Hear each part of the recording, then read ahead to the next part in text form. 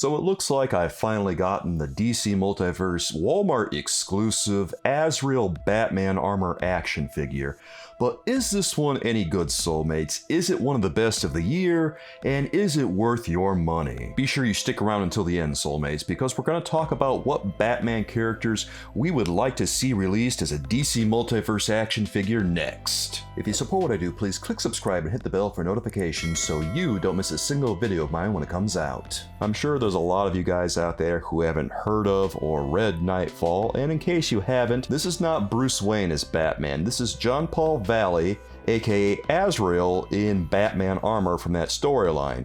He took the place of Bruce Wayne after Bane paralyzed him and then became a much more violent version of Batman before leading to Bruce Wayne reclaiming the mantle of Batman later on. And the first thing I noticed upon taking this action figure out of the package was that this rendition of John Paul Valley as Batman is actually really nice. It looks like it's pretty much on point. I don't see a lot of things that really stick out as being necessarily inaccurate. There are some liberties taken here and there, but nothing so egregious as to say that I think this action figure misses the big picture. If we're going to be a stickler for accuracy, I think that the only thing that really leaps out at me are the gauntlets, because they look like they've been changed more than anything.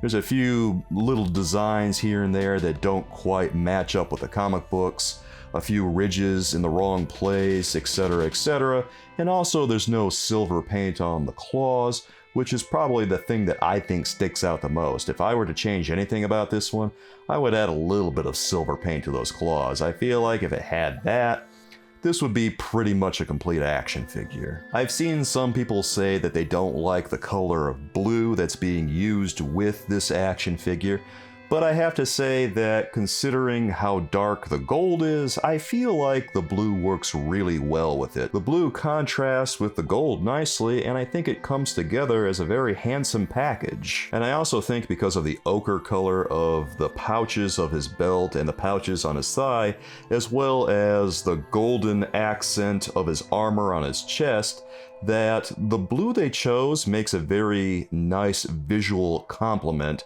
that makes this action figure really pop. The only thing that I think is maybe too light is the gray on his arms and legs, because the white accent, or I should say the beige accent, of his midsection almost gets lost because of the lightness and value of the two going against each other.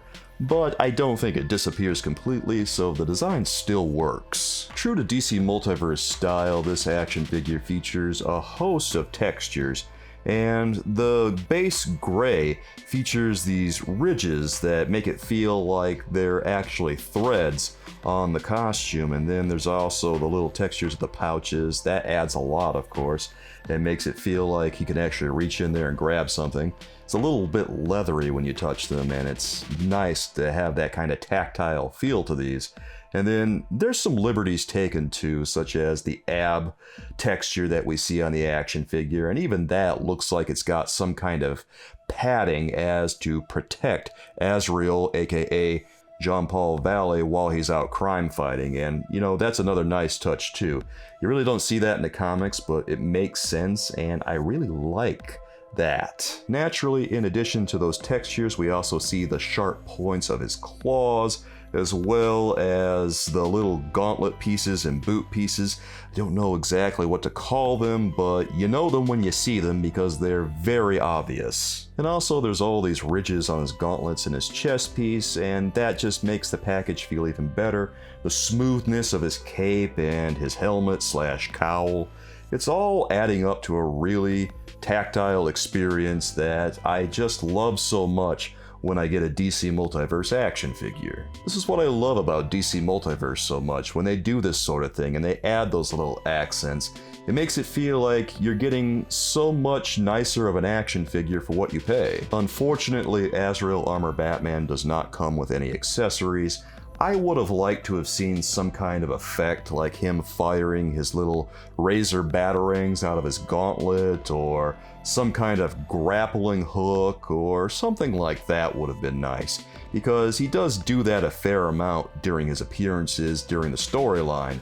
So it's a little bit of a disappointment, but I'm not too mad about it because the action figure looks like he's an entirely new sculpt. I thought that maybe because this is a gold label Walmart exclusive, that there would be some reuse on him, but no, it looks like they've done a completely original piece, and I gotta say that he looks really good. But you know what they say, looks are not everything, so how's the articulation? I know that's what we're thinking. And I'm very happy to say that the articulation is really on point here. The head has all kinds of movement, a shocking amount of movement. You can pretty much get him to look any direction you want. He can look directly up, directly down, you can turn his head really far side to side, and his midsection doesn't have an extreme ab crunch, but it does have a great deal of range. You can make him bend backward very easily, you can make him bend forward a fair amount too, and he can bend side to side. The sky's the limit for this torso rocker, it feels like. Would I love to see more of an ab crunch? Sure, but what this is offers a great deal of range as it is. That's not the only thing that has a lot of range though. The shoulders have a surprising amount of range too. And DC Multiverse typically has a lot of range, but it seemed like Azrael Armor Batman had an exceptional amount, because it was very easy to get his arms to turn, and it was very easy to get an extreme hug or extreme wingspan. The only thing that really tripped me up on the shoulders though was that I had to soak Azrael Armor Batman in hot water for a little while to get one of his shoulders loose, and that's a common issue with action figures in this price range, so I don't know that I can necessarily hold it against him, but it is something I had to experience. So you may have to do that yourself, just be warned about that, guys. Also very noteworthy here is that the gloves do not really get in the way of his elbow articulation, and with gauntlets the size that he has, you might be worried about that, and well, he has no problem bending his elbows at all. He can reach as far as you really want him to. Seeing as this is DC Multiverse, we have to ask the question, how's the hip swivel? Because some of them have it, some of them don't. Fortunately, Azrael Armor Batman has a little bit of one. He has some range there, and you can maneuver his leg a little bit. He doesn't really have a hard time getting into crouching positions, much to my surprise. I was able to get his legs to do some very surprising things. For instance, I was able to get him in a running pose, and that's something that's pretty challenging, not gonna lie, but the balance on DC Multiverse action figures is generally really good, and Azrael Armor Batman is no exception. I was able to pose him on one foot like he was running, and it worked. And by the way, I had a lot of fun posing him with Bane. I got them to do all kinds of weird stuff. I got Azrael in a bear hug. I got Azrael grabbing Bane by the straps and holding him defeated. I got them mid-combat, and it looks awesome. I really felt like I could do just about anything with Azrael Armor Batman. The most limited thing about Azrael Armor Batman, though, is possibly the ankles and the wrists. And I say the ankles because they don't have the traditional omnidirectional joint that McFarlane Toys has been using on their DC Multiverse action figures. This one has sort of a revised joint, where it operates somewhat similarly, but also it works a little bit more like a Marvel Legends action figure would. And what I mean by that is that it still turns at the ankle, but it doesn't have the ball anymore. It's more in the shape of the character's leg, and it does the turn at the foot like you would expect it to. So it operates more or less the same, but it's also kind of different. It's not necessarily bad, it just feels a little stiffer than I'm used to with DC Multiverse action figures. But some people might like this joint a little better. Personally, I'm still on the fence about this joint. I kind of like it, but I also kind of miss the old joint, so I have to play around with it a lot more to see how I feel about it in the long run. And the wrist articulation, I say, is somewhat limited because of the gauntlets, obviously. We have part of the gauntlets spilling over onto his hands, and it kind of limits what you can do with the hands. So they can't move every which way, you kind of have to maneuver them a little bit in various directions to get them posed properly. But ultimately it does work. Do I think Azrael Armor Batman is worth getting? Well, I think he is worth getting, especially if you're a fan of the Nightfall storyline. He's one of the best DC Multiverse action figures that's been released in 2022. So if you have a chance to pick him up and you really want him, I think you should check him out. I know that he's a little tough to get right now because he is a Walmart exclusive, and Walmart exclusives are always a big pain for everybody.